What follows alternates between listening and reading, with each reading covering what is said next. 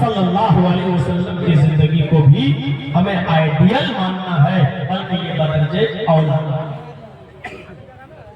آئیے ایک ایک چیز پر ہم نظر ڈالیں۔ ٹھیک ہے، آپ اسی جلسے کو لے لیجیے۔ کیا یہ اتنا بڑا جلسہ جو نوجوانوں نے بڑی محنت و مشقت کر کے کیا ہے اور اتنا بڑا انتظام کیا ہے، یا آپ لوگ ابھی تیرے میرے پہ آ جائیں؟ بھائی بہت اچھے لوگ ہیں، آپ لوگ مان جائیں گے، مت بولیے، تھوڑا سا شور شرابہ بند کر دیجیے، سنجیدگی سے سمجھائیے، خاموش رہیے۔ آپ کی آواز یہاں تک آ رہی ہے، آپ کرنا پیچھے چلے جائیے، کوئی اعتراض نہیں ہے۔ تو ہمیں ہر چیز پر دیکھنا ہے کہ اللہ کے نبی صلی اللہ علیہ وسلم کی زندگی ہمارے لیے کیسی ہے، آئیڈیل اور نمونہ۔ کھانے میں دیکھ لیجیے آپ کیسے کھاتے تھے، کیا ہم اور ہمارے بچے اس طریقے سے کھاتے ہیں؟ بچوں کی تعلیم و تربیت پر ہم دیکھ لیں کہ ہم اپنے بچوں کو کیا اسی طریقے سے تعلیم دے رہے ہیں جیسے اللہ کے نبی صلی اللہ علیہ وسلم نے دی ہے؟ بیوی کے ساتھ کس طریقے سے رہا جائے، کیا ہم اپنی بیوی کے رہن سہن سے آپ اندازہ لگائیں اور اپنے گھر میں رہ کر دیکھیں کیا آپ کا طریقہ اپنی بیوی کے ساتھ ویسا ہی ہے جیسے اللہ کے نبی صلی اللہ علیہ وسلم کا تھا اپنی بیویوں کے ساتھ؟ اور کیا بیویوں کا طریقہ وہی ہے اپنے نبی صلی اللہ علیہ وسلم آپ کے ساتھ رہنے کا جو اللہ کے نبی صلی اللہ علیہ وسلم کی بیویوں کا تھا؟ کیا ہماری عورتیں اسی طریقے پر رہ رہی ہیں؟ بہت وسیع موضوع ہے، کہاں سے شروع کروں اور کہاں پر کروں یہ بڑا مشکل ہے۔ کون سی چیز بتاؤں؟ نبی اکرم کے بچپنے سے شروع کروں، نبی اکرم کی جوانی سے شروع کروں، نبی اکرم کے بڑھاپے سے شروع کروں، یا نبی اکرم کی زندگی کے آخری حالات سے شروع کروں؟ میرے بھائیوں کہاں سے شروع کروں اور کہاں پہ ختم کروں؟ اتنا وسیع موضوع ہے۔ نبی اکرم کی پیدائش سے لے کر 40 سالہ وہ زندگی جو نبوت سے پہلے کی تھی وہ بتائیں آپ کے سامنے، یا نبی اکرم کی وہ زندگی جو 40 سال کے بعد 63 سال تک نبی بننے نبوت کے بعد کی زندگی تھی 23 سالہ وہ آپ کے سامنے رکھوں، اور 23 سالہ زندگی میں 13 سال جو مکے میں رہے وہ زندگی آپ کے سامنے رکھوں، یا 10 سال مدینے میں آپ رہے اور وہاں کیسے رہے وہ زندگی آپ کے سامنے رکھوں؟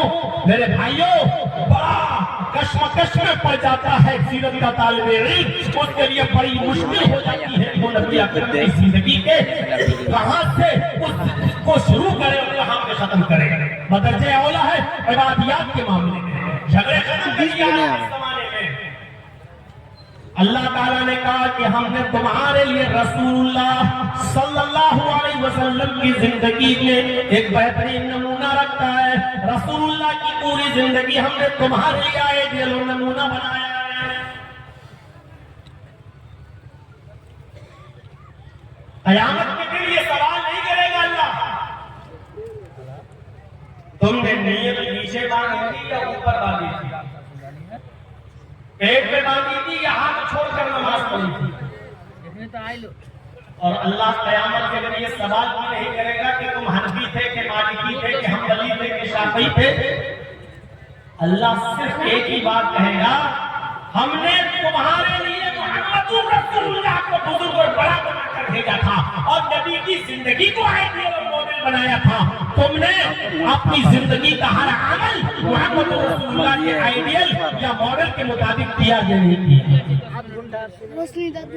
بنارس میں جودھ پور میں ٹوپیاں بنائی جاتی ہیں، ایک مثال میں اپنے اوپر دیتا ہوں۔ میں ٹوپی بنانے والے کے پاس جاتا ہوں اور اس سے کہتا ہوں کہ صاحب یہ میں ایک آئیڈیل دے رہا ہوں آپ کو ایسی میری 5-6 ٹوپیاں بنانا ہے، بس اتنی دیوار کی چوڑائی ہونی چاہیے، اتنی لمبائی ہونی چاہیے، یہ سائز اتنا ہی ہونا چاہیے، اور یہ ٹوپیاں آپ ہماری بنا دیجئے۔ 15-20 ٹوپیوں کا میں نے آرڈر دے دیا۔ اس نے کہا ٹھیک ہے، میں اس کو ایک ماڈل دے کر چلایا، ایسی 20 ٹوپیاں چاہیے۔ اس نے کہا ٹھیک ہے، ایک ہفتے کے بعد آپ کو مل جائے گی، اتنا روپیہ لگے گا، 20 ٹوپیوں کا 20,000 روپے آپ کو دینا پڑے گا، معاملہ ڈن۔ معاملہ ڈن ہو گیا۔ جب جنجیت صاحب ایک ہفتے کے بعد اس کے پاس جاتے ہیں، اس نے جب ٹوپیاں بنائی تو تو اس نے کہا یار ٹوپی ہی تو بنانا ہے, نماز ہی تو پڑھنا ہے ٹوپی لگا کر, تو اس میں بڑی محنت لگ رہی ہے. چلیے آج کل بالکل اونچی ٹوپی بھی آتی ہے, تو اس نے ہمارے ماڈل کے خلاف ٹوپیاں بنا دی اونچی والی, اور آسانی کے ساتھ وہ جلدی تیار ہو گئی, اور 20 ٹوپیاں اس نے بنا کر تیار کر دی. جب جرجیس اس کے پاس پہنچا اور ٹوپیاں لی, کہا کہ میری ٹوپیاں بن گئی, کہاں بن گئی, کہا لو. اس نے جو ٹوپیاں اٹھا کر دی جو اتنی موٹی موٹی اور اتنی اونچی اونچی قطب مینار والی ٹوپیاں ہوتا ہے, کہا لیجیے یہ ٹوپی. ارے صاحب یہ کیسی ٹوپی بنا دی؟ اس نے کہا مولانا صاحب آپ کو ٹوپی لگانا ہی تو ہے سر میں, آپ کو اس سے کیا مطلب ٹوپی کیسی بنائی ہے؟ ارے ٹوپی ہے, عزت کی چیز ہے, سر پہ لگائیے, نماز پڑھیے, گھومیے, ٹوپی ہے, اس کو آدمی ٹوپی ہی تو کہے گا, کوئی غلط چیز تھوڑی ہے. جرجیس صاحب کیا کہیں گے, پاگل ہو کیا, یہ 20,000 روپے ہم سے فری میں لوگے کیا؟ اپنی آسانی دیکھیے اور بنا دی تم نے ٹوپی. مجھے یہ ٹوپی نہیں چاہیے, مجھے ویسی ٹوپی چاہیے جیسے میں نے آئیڈیل, جیسے میں نے ماڈل, جیسے میں نے نمونہ آپ کو دیا تھا, ایسی ٹوپیاں بناؤ گے تو میں دوں گا 20,000 روپے. یہ ٹوپیاں بھی میں نہیں لوں گا. وہ چیز رہا ہے صاحب ٹوپی تو ہے, میں کہہ رہا ہوں ہاں ٹوپی ہے. اس نے کہا لے جاؤ, میں نے کہا نہیں لوں گا. کیوں نہیں لوگے؟ اس لیے نہیں لوں گا کیونکہ تم نے میرے ماڈل کے مطابق ٹوپی نہیں بنائی. ہم اس کی بنی ہوئی ٹوپیاں نہیں لیں گے, 20,000 روپے ہم اس کو نہیں دیں گے. کیوں؟ کیونکہ اس نے میرے ماڈل کے مطابق ٹوپیاں نہیں بنائی.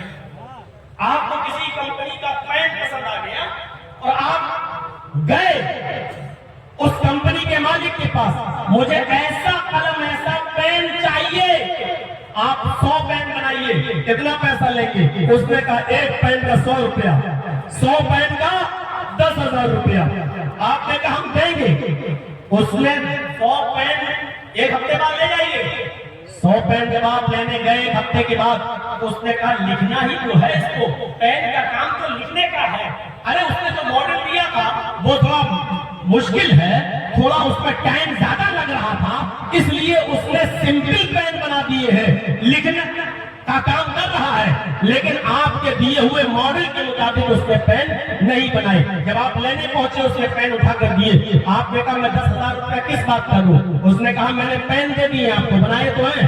کہا بھائی یہ پین وہ نہیں ہے, ایسے پین تو بازار میں 2-2 روپے کے ملتے ہیں. اس نے کہا آپ کو لکھنا ہی تو ہے, لکھنے کا کام تو کر رہا ہے, کسی سے پوچھ لو یہ پین ہے یا نہیں.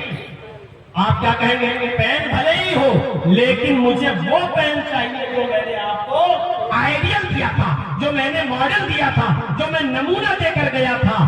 میرے بھائیوں, اسی طریقے سے کل قیامت کے دن لوگوں کی بھیڑ لگی ہوگی. اول ما یحاسب به العبد یوم القیامت الصلاۃ. قیامت کے دن سب سے پہلے جو حساب و کتاب اللہ کے ہاں ہوگا, میدان محشر میں جو ہم سے سب سے پہلے حساب و کتاب لیا جائے گا وہ نماز کے تعلق سے لیا جائے گا. سب سے پہلے جو پوچھ تاچھ ہوگی وہ نماز کے تعلق سے ہوگی.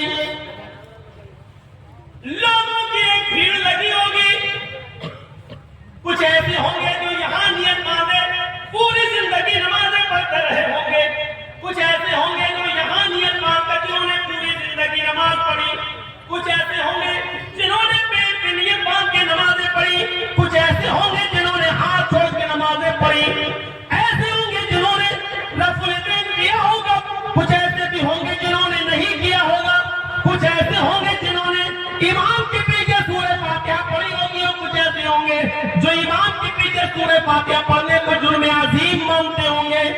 وہ کہتے ہوں گے جہنم کے انگارے منہ میں رکھے جائیں گے اگر ہم نے امام کے پیچھے سورہ فاتحہ پڑھ لی, اس لیے نہیں پڑھنا چاہیے. کچھ ایسے ہوں گے, کچھ ویسے ہوں گے, اور اللہ حساب و کتاب لے گا. ہم نے جو نماز فرض کی تھی تم نے پڑھی یا نہیں پڑھی, سب اپنے اپنے جواب دیں گے. ادھر مانگنے والے بھی, ادھر مانگنے والے بھی, ادھر مانگنے والے بھی, ہاتھ چھوڑ کر نماز پڑھنے والے بھی, 8 رکعت تراویح والے بھی ہوں گے, 20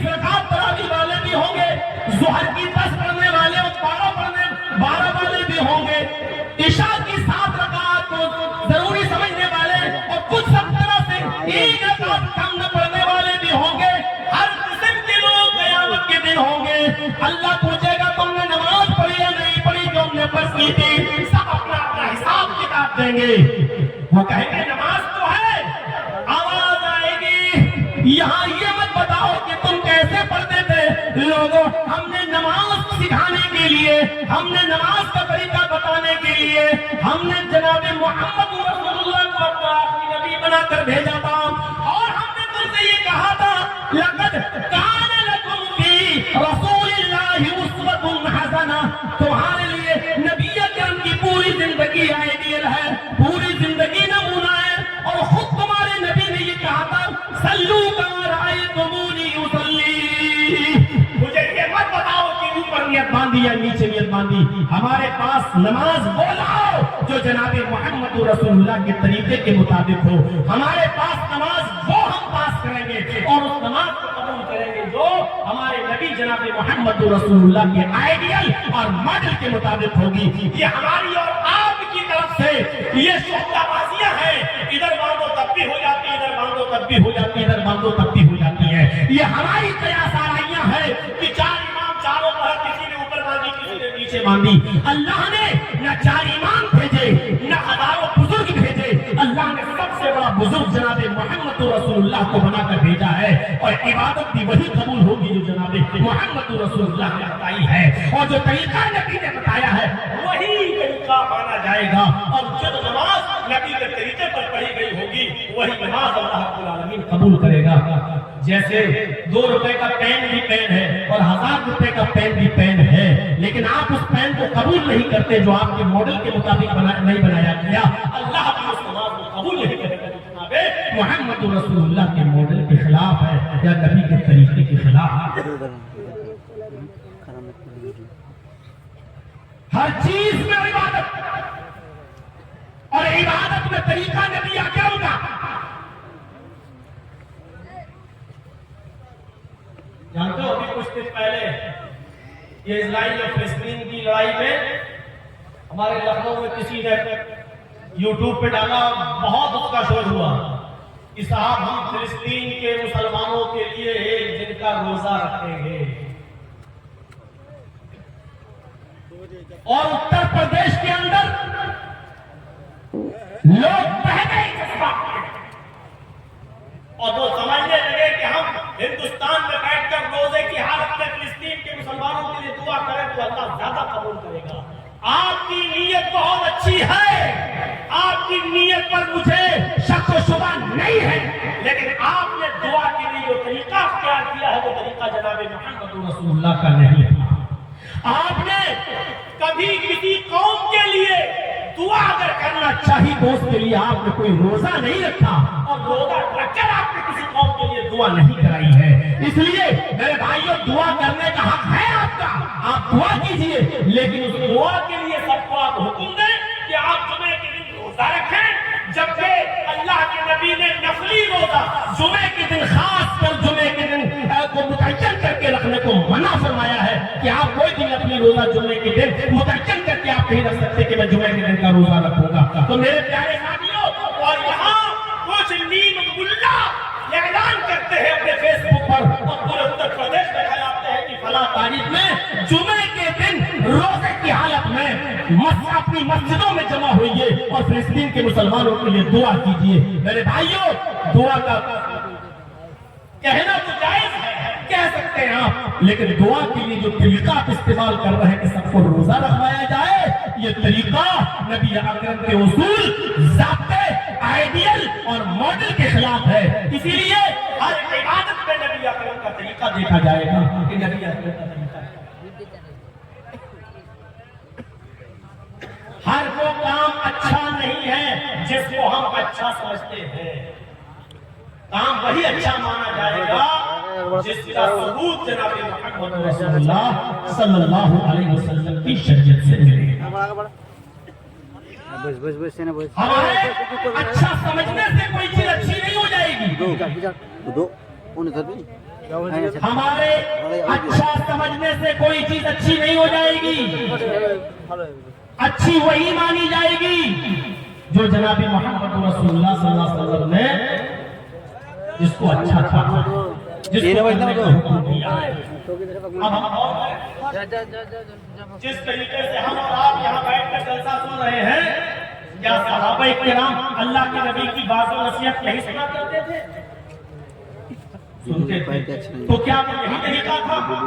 حدیث کی کتابوں میں آتا ہے جب نبی اکرم وعظ کرنا نصیحت کرنا شروع کر دیا کرتے تھے تو صحابہ کرام اپنے سروں پر بیٹھی ہوئی مکھی بھی نہیں اڑایا کرتے تھے کہ یہ ڈسٹرب ہو جائے گا، معاملہ بگڑ جائے گا اگر ہم نے کوئی چیز رہ گئی نہیں سن پائے تو۔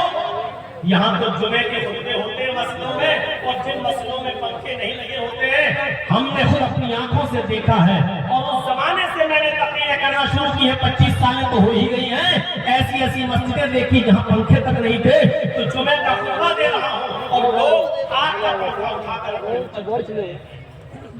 پنکھا اٹھا کر اپنے اوپر چل رہے ہیں۔ ایسی قوم سے کیا توقع رکھی جا سکتی ہے؟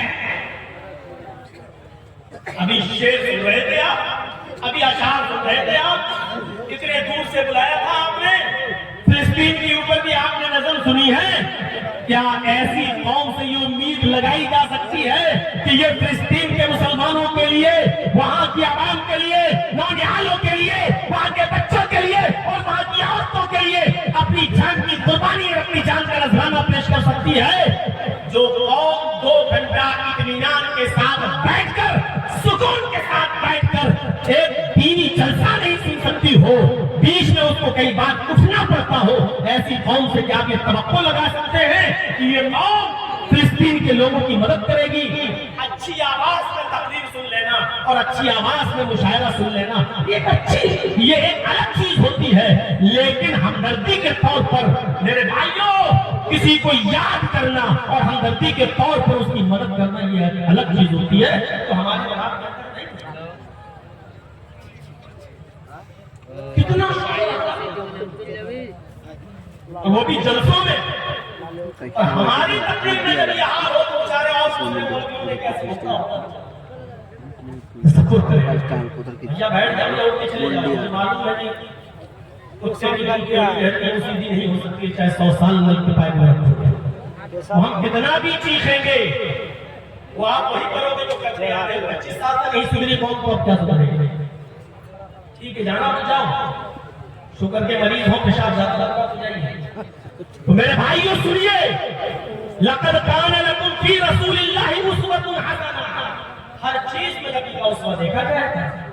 آپ دعا کے لیے کہہ رہے ہیں ٹھیک، لیکن دعا کے لیے اللہ کے نبی نے کبھی روزے کا حکم نہیں دیا کہ روزہ رکھ کر دعا کرو، وہ الگ بات ہے کہ بہت سی جنگیں رمضان کے مہینے میں ہوئی، صحابہ کرام نے اس لیے روزہ رکھا کیونکہ رمضان کا مہینہ تھا، روزہ فرض تھا، وہ فرض روزہ بھی رکھتے تھے اور جہاد بھی کرتے تھے، وہ ایک الگ مسئلہ ہے۔ لیکن جب رمضان کا مہینہ نہ ہو تو ایسی صورت میں آپ کسی قوم کے لیے دعا کرنا چاہیں تو اس کے لیے اسپیشل روزہ رکھنا یہ جائز نہیں ہے۔ اس کے جواز کی دلیل آپ کو قرآن و حدیث سے دینا پڑے گی، جواب کے پاس نہیں ہے۔ اچھا کام وہ نہیں ہے جو آپ بتا رہے ہیں، اچھا کام وہ ہے جو جناب محمد رسول اللہ صلی اللہ علیہ وسلم بتائیں، اس کو اچھا مانا جائے گا۔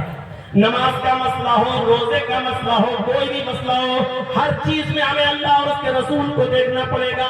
ہمیں یہ دیکھنا پڑے گا کہ شریعت کیا کہتی ہے، ہمیں یہ دیکھنا پڑے گا کہ شریعت کیا کہتی ہے۔ میں نے دیوالی کے جلسے میں واقعہ سنایا تھا، دیکھیے لوگ کتنا ڈرتے تھے۔ صحیح بخاری کے اندر ایک واقعہ آیا ہے، حضرت عمر فاروق اور حضرت عمار بن یاسر دونوں ایک سفر میں ہیں۔ چاچا بیٹھ جاؤ، چاچی سو گئی ہوگی، کسی کام کی نہیں ہے، بیکار رہ جا رہے جاؤ جاؤ جاؤ جلدی سامنے سے پنکھے سے باہر۔ تو حضرت عمار بھی ایک سفر میں ہے، حضرت عمر فاروق بھی ایک سفر میں ہے، اور دونوں کا گزر بخاری کی روایت، دونوں کا گزر ایک جنگل سے ہو رہا ہے۔ سفر جب